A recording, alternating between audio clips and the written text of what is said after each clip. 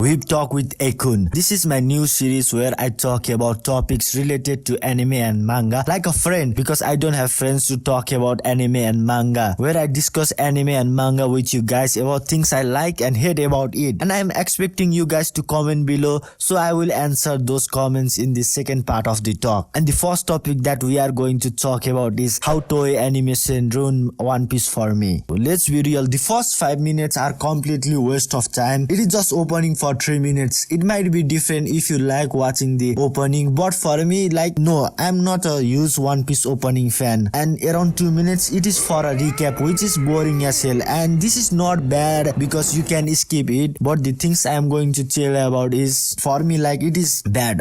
That's what I mean. Disco light, they just overuse it, man. The way they show haki now, I call it disco light. I really don't like how they overuse the disco light in a fight between Kaido versus Luffy. In past, for example, they don't use flashy disco light in Gear 2. The director might want to show the power of Kaido and Luffy, but when you use anything too much, the value and the meaning it gives became less meaningful, which I think happened in this situation. And the amount of time the disco light is in the display of my laptop in the fight between Kaido and Luffy, what can I say? I know it is an important fight, but they should save it for a special move, like when the light grows slowly. Our excitement for that scene also grow with that. I mean, the fight between Goldie Roger and Whitebeard was pretty damn good, and the use of disco light was not all over the place. It is a short fight, so take that in mind, but I think that they should have used that as a reference. But in the same time, I have to give credit to Toei Animation, especially the director. Some of the scenes, like the time when Ace stole Yamato Luffy dream, in that time the use of vibrant color was beautiful, man. Beautiful. Plus the transition was damn good and seamless. And I know that there are things like different director for different episode. Next point I'm going to talk about is kind of related to Oda. In a movie or TV series, there is a technique called cross-cutting. If you don't know about cross-cutting, it is a method by which film editors cut back and forth between scenes taking place in different space or setting, which I think they overuse it in, especially in the Wano Arc. And you might think, yeah, it is true, it is expected. What are you going to talk about this? But when there is a fucking fight between Zoro and King, I don't want to watch other fight. The fight start in episode 105, for example, and it's in 1025 or 30 because of the cross-cutting. It is worse than the cliffhanger. Imagine you are watching the fight of the decade and it ends with a cliffhanger, but when you let that fruit rips, it became more tasty, so you wait to let the fruit rip, but there is a fucking insect in your fruit. When you try to eat that fruit, you are going to be angry, right? You are going to be angry.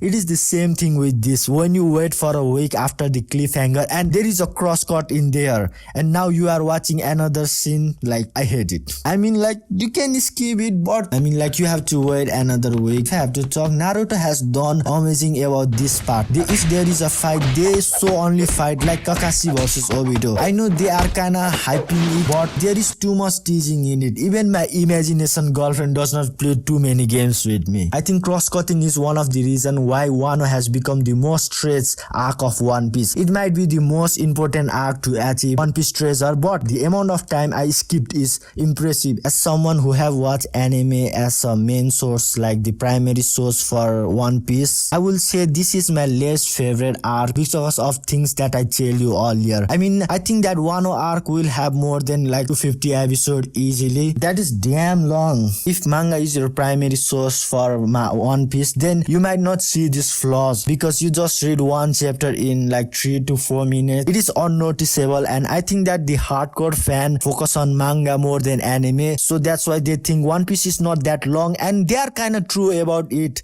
when it comes to manga. But about anime, it is kind of long, especially the Wano arc. For the goldfish brain of ours who has little to no attention, watch all of this episode. For the new viewers, it is too much, especially when you have all these amazing shonen anime that have added to the modern audience. It is hard to enter in One Piece, and here is why I think that if you are loving One Piece more, then you should read manga as a primary source. Watch the fight in anime. It is more interesting in anime than manga. Other thing that I want to talk about Wano Arc is, even Wano Arc has given us a lot of things, but it also has one important thing for me, which is adventure. Oda, you are forgetting about what One Piece was about, the adventures. Like, Oda, you can do it better, man. And I think that the another anime who have the same idea and did not forget about it is Pokemon.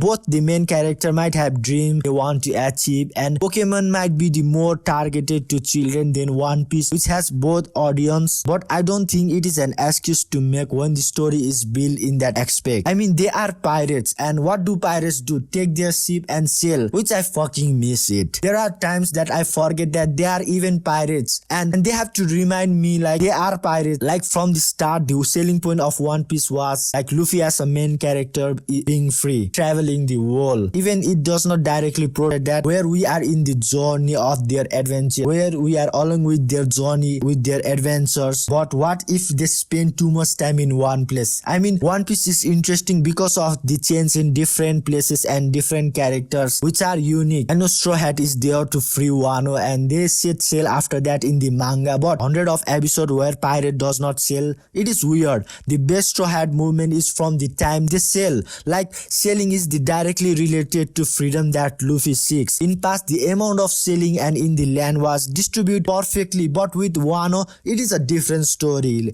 These are the points why Toei Animation and Wano Arc ruined One Piece for me. If you disagree with me, comment down below. I love to hear your points, like your explanation, and suggest me any topic of anime and manga that I should talk in Whip Talk with A-kun in the future. So bye bye for this video.